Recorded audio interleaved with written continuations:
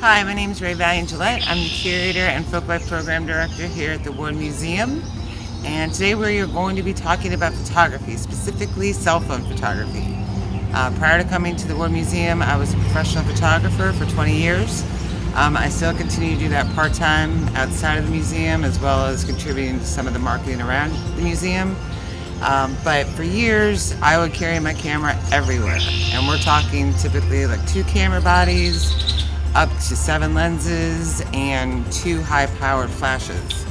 And I did that because I wanted to be able to capture an image whenever and wherever I saw it. And it could be cumbersome lugging all that stuff around, but it was worth it. So with the advent of cell phones and cell phone cameras, you know, I could see the possibility early, but the quality just wasn't that great. But as with most technology, it keeps getting better, and better. So I actually just got an iPhone 12 yesterday, and prior to that I had the iPhone 8 Plus, and the camera is amazing, as it was with my 8. In fact, some of the things that I've done for marketing here around the museum, I've done with my cell phone. So, and it weighs like nothing. So compared to the kind of gear that I had to carry around previously and what I can do now, you know, I'm just super grateful for the technology and the opportunities it avails. So today we're just briefly going to go over some things that I like to do with my camera on my phone. I'm sure many of you have already taken photos with your camera, and some of this may not be new to you at all, but there are a couple of tips and tricks that I like to use that I've learned along the way with my cell phone camera. So let's do this. Alrighty, so this is my cute dog. He voted, and I took this picture with my cell phone camera. Alright, so every cell phone has a camera option, whether you're Samsung, iPhone. This is obviously specifically for iPhone, but I think the characteristics are pretty universal. So under camera, you have several different modes. You have photo mode, portrait mode, panorama, video, and slow-mo, and time-lapse. In this video, we are just going to be discussing the photo and the portrait option. The photo option we're going to be using for a landscape outside on Shoemaker Pond. And when I shoot landscapes, I traditionally shoot them horizontal. Obviously, this is a table. And for portraits, shift into portrait mode, and I shoot them in a portrait orientation, meaning vertically. So we'll discuss that when we get outside. But those are the 2 that we're going to play with, and then we're going to go shoot and come back and edit. So we're going to be doing 2 different shots, one more of like a larger view landscape photo, and then the second will be more of a close-up portrait style photo. So for the landscape, I have picked our beautiful pond here, Shoemaker Pond here at the museum. And almost always with landscape, I like to hold my camera at a horizontal position. Admittedly, and it's on my list to get a pop socket. That usually makes it a lot easier. Again, brand new phone, don't have it yet. We'll have it soon. So I just like to orient at first, you know, and kind of like look over the whole scene of whatever landscape that I'm shooting. A lot of times the sky can get really blown out. Right now you can really see the clouds well. But if it is crazy bright up here, one thing that I like to do is to tap on the brightest part of the photo. That will typically bring all of your exposure into, you know, a correct place. If it's too dark, then I'll tap on the darkest part of the photo, and that will lighten up places that you may not see. So I typically stay on photo mode for landscapes, and even though I know I can crop later, I just like to kind of move around. Again, being a film photographer for many years, you didn't have the option of seeing immediately what you would get. So I just like to take a couple, so I have a variety that like right there. You can't see the trees, they're kind of in that shadow and you don't really see the detail. Tap on those, that'll lighten them up. Alright, so for our second photo, we're going to do more of a portrait orientation. And because this is my only friend here right now, I don't have any human people to practice on, we are going to let him be our model today. So for portraits, and if you don't know, anything you shoot vertically is called a portrait orientation. Anything that you shoot horizontally is called a landscape. So there's a reason for that. Portraits, you just get more of a person, or in this case, a beautiful heron, when you do a vertical orientation. And again, you could shoot it horizontally and then crop it, but I like to get what's called in camera, meaning what you shoot is what you're going to edit. You're not going to need a lot of stuff to do afterward. So the cool thing about this camera is the portrait mode. Now portrait mode will tend to focus in on the thing that you want the most. In this case, I want the heron. So let's say I want him like right there. I'm going to hit on him, and that's going to blur out a little bit of what's behind him. So he's going to take up the attention of the picture, which traditionally is what portraits do. You want the most attention on your subject, not on the area around him. So I'm going to take one there. I'm going to back up a little bit just so I get a different orientation. Again, I'm going to hit on the subject. Now I'm going to go in for a real close-up, and this is where portrait mode is really cool. All that, we call this depth of field. And it's within a traditional camera, on a lens, that's when your aperture is wide open.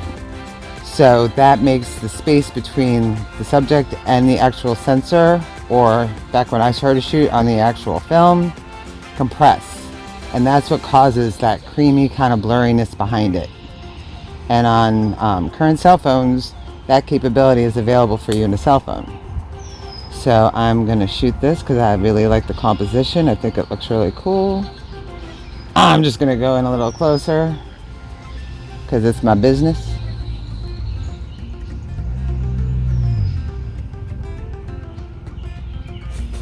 And then just pull it out a little bit. Ooh, let's try something. Let's try this. We're gonna like focus in on the tip of his beak. This could make for a pretty cool effect and really show some dimension. Click. Come on a little bit more. Again, the more options you have to play with and the less editing you have to do afterward. See, I don't know if you noticed, but I already tried to like focus in on the back. So you gotta say, no, this is what I want. I want that.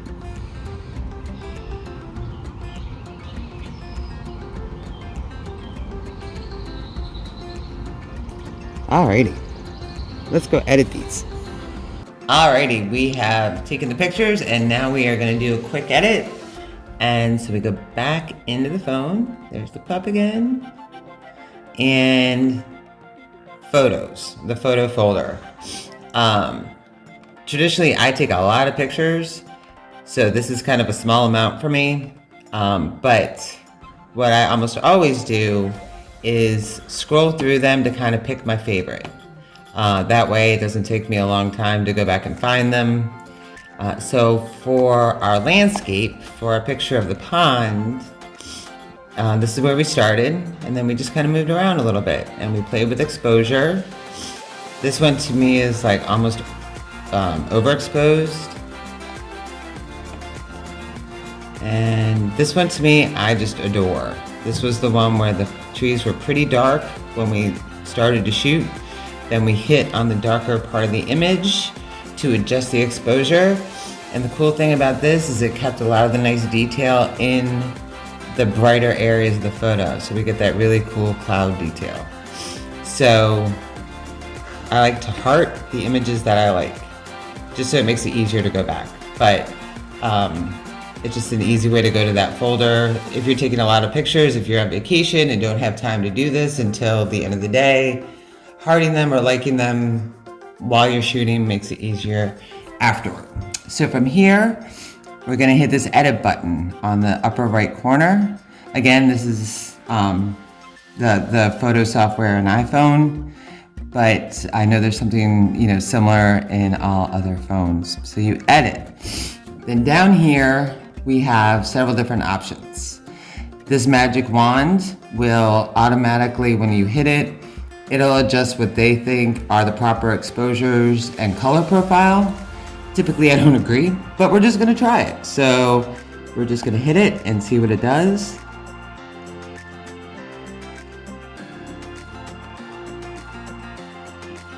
I don't like it. That's before, that's after. So we're gonna do our own thing here and move on, pardon me, to exposure. There will be a slider down here, and that will allow you to brighten the image or darken the image. And the cool thing about this shot, and the reason why it's my favorite, is pretty much everything's on point. You have detail in the dark areas and the bright areas. And as someone who started taking photography classes when she was 13, that was always the thing that was kind of drilled into me. I was a black and white photographer, I still am. And so it's really key and essential that you get detail in the darker parts of the image and the lighter part of the image.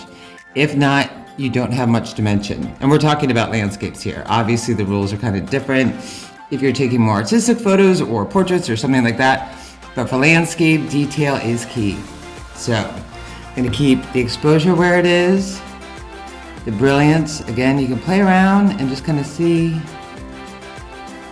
what you like. I might do just a little bump here, maybe like an 8. Oops. Doesn't like my finger. Yeah, let's just say the 9. The highlights, this will be the areas around the clouds. I don't like this function in any software in Photoshop and anywhere that I've ever used it. I just don't like it. But sometimes it can balance out your whites and bring some detail out in the blown out areas of your whites. Our whites, in my opinion, are perfect in this picture, so I'm not gonna do anything. Shadows, same thing. That brings out the detail in your dark areas. I'll just show you, but it just kind of makes it look almost HD, and I don't like it. But if that's your thing, y'all do you. Play around, that's the part of the fun. Contrast, I think it's pretty good, but I'm just gonna, so obviously that's less, it gets muddy. More, it gets really dimensional. So this is where we were. Maybe I'll just bump it a little bit, but not too much. Brightness, again, that's similar to exposure. We adjusted that, so I'm not even gonna touch that. Well, I'm gonna touch it so I can show you, but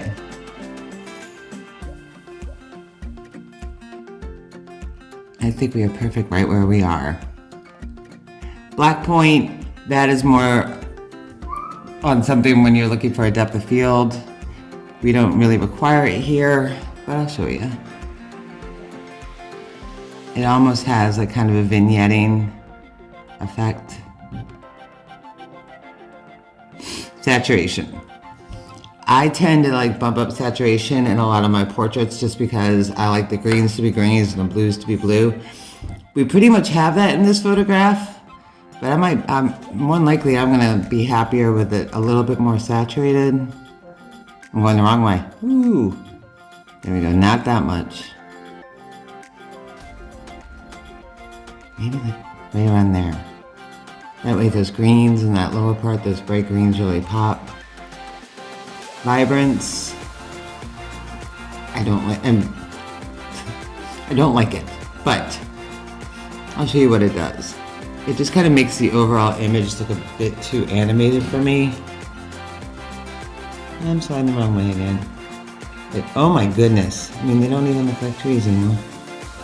So, but you may have a picture where that's required. That's the cool thing, is that every picture is different. Warmth. That will make more of a yellow. If you slide it one way, it'll make it warmer, meaning it'll add more warm yellow tones. If you slide it the other way, it'll cool it down, meaning it will apply cooler blue tones. I think I'm happy here, but let's look. So that's making it a little bit more yellow. That obviously is bringing it down to some more blue. I'm keeping it exactly where it is. Tint is going to change the color of your whole photograph, kind of like a filter. So like, see, it gets, I mean, and you could do some cool stuff, you know, I mean, like you could like really mess with the tint and make it, you know, totally something that it isn't. I have done that and I do that, but for this I just want to like concentrate on the beauty of the landscape, but play all the time. Sharpness, this is tack sharp. If it's not and you feel like you need just a little bit more clarity in the image, you would increase the sharpness, which is kind of increasing the focus. You obviously can't focus something that is completely unfocused. You just need to reshoot it, but there is this tool to help you along the way. Definition, same thing. It's just a different way of saying it. It'll grab different parts of the photo and sharpen them up a little bit. Noise reduction, it's not the case in this photo, but a lot of times you'll notice if you take a picture at night or in a dark room, it'll get what's called grainy. It'll just kind of look like it's a bunch of pinpoints of the image. That's just because the camera isn't equipped to take the proper exposure. So it's really not going to make a difference in this photograph because we don't have any noise in this photograph. But a lot of times in nighttime images you will.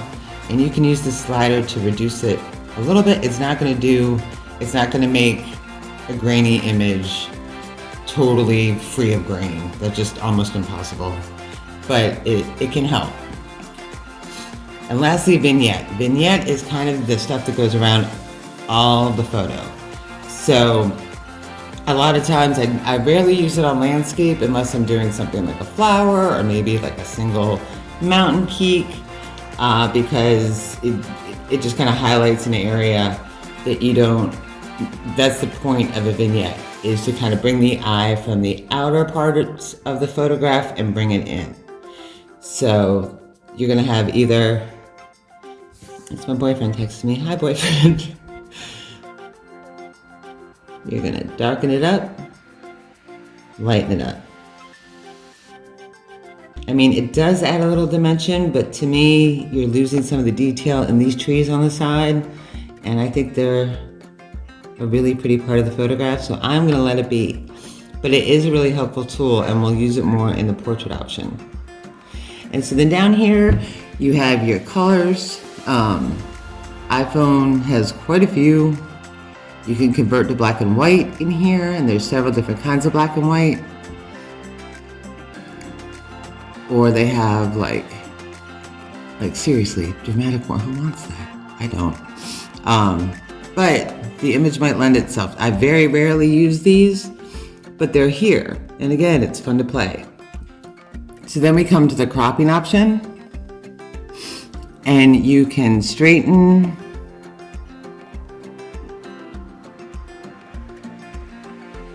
You have this warping kind of ability here. I just don't like what it does. It's trying to kind of mimic a wide angle lens. Same thing here. Again, you could find some cool stuff, some fun stuff to do with it. We got out of it, sorry.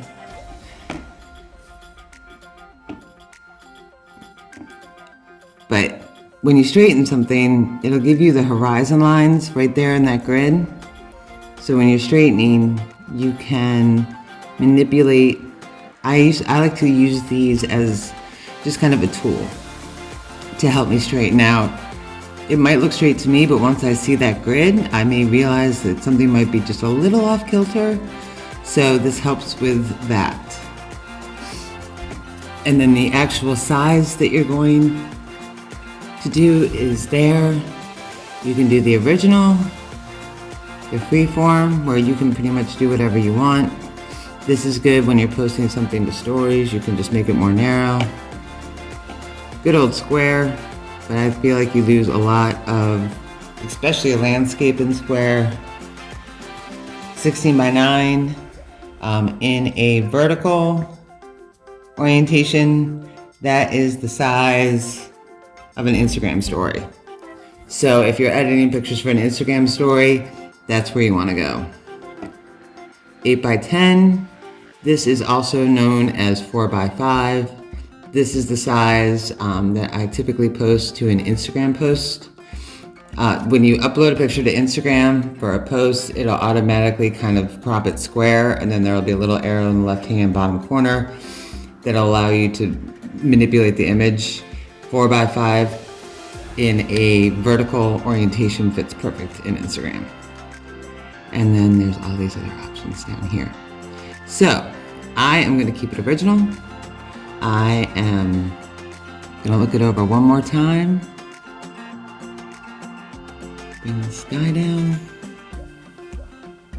And I like it. So we're going to hit done. And there's our picture. Now we'll move on to the portrait. So the heron. So again, scroll through.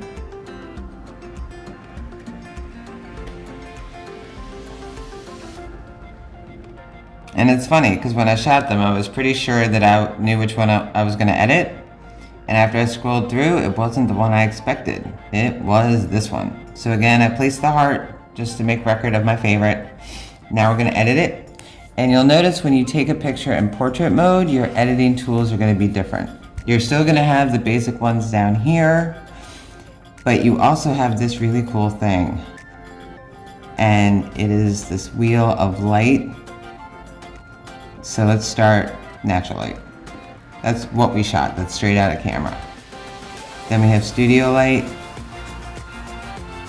That seems to brighten up the highlights and make the darks a little lighter. Contour light is really, it's not as vibrant as far as color tone. It's more contrast. It's concentrating on the contrast. And with this being the main image being primarily black and white, you're going to see that differential there. Now once you put it on one of these settings, you can adjust, just like you could with the other tools for the landscape. You can make it super bright. You can almost erase that highlight altogether. I'm gonna keep it in the middle for now, I think. Right there, okay. Yeah, let's go next one. Stage, look at that. It's so dramatic. The thing I don't like about it, I like the drama of it, but I don't like that you've lost pretty much everything. And then again, it's gonna brighten up that highlight or darken it up. It's cool, but it's not what I want. Same thing, this is called stage light mono, obviously black and white. And make it super dark, super bright, dark, bright. So last one. High key. High key basically means crazy high contrast, very little detail. And this is a definition of high key. It's gonna make your white super white. It's gonna make your black super black. When I was in college, we had to do a high key photo and a low key photo.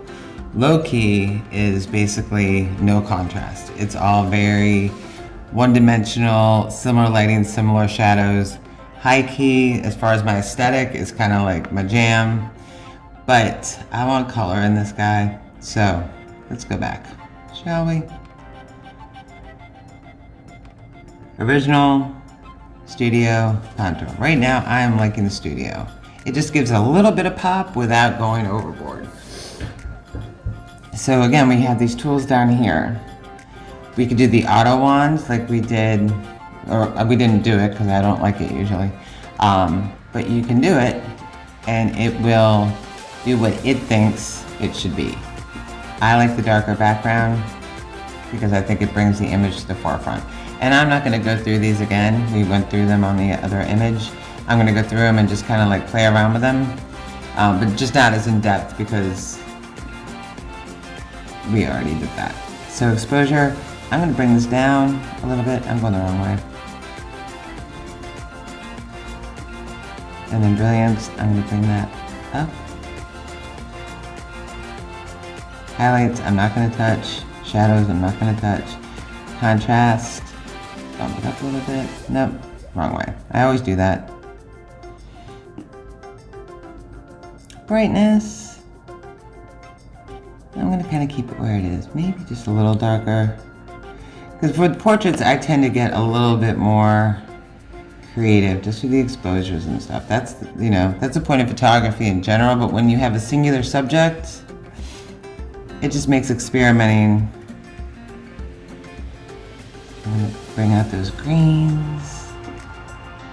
I'm not going to touch vibrance. I don't think I'm going to touch warmth because I like the color balance in here. I don't want the whites to get too yellow or too blue. Tint, not going to touch. Sharpness, not going to touch. Definition, not going to touch. Noise reduction, again, we have no noise in here, so there's no need to do that. Vignette, let's put a vignette on this guy. Let's see what happens. I like that. Alrighty. Then we have all those color palettes again like we had in the last one.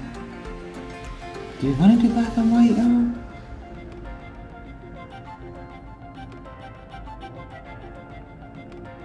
Let's do black and white. And then I think, just because I really like the way that these curves are happening and these curves, I'm just gonna look and see what square is gonna look like. More than likely, I'm gonna go back to my original thought just because I like portrait orientation, meaning vertical orientation for portraits. But that could be pretty cool. It's just all the different angles and stuff. And again, play until you just like, the cool thing about digital photography on a cell phone is that you're not going to lose the image, and you don't have to spend hours in a dark room recropping or redeveloping. The best part about photography for me, digital photography and cell phone photography, is the ability to play without consequences, except creativity. So I hit done, and there we go.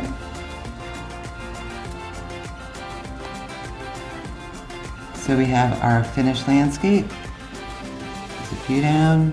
We have our finished portrait. So thank you so much for joining me. I actually learned a couple new things about my cell phone camera, which is pretty cool. When you think you know everything, there's always more to learn. So get out there, shoot a little bit, and have fun. Thanks.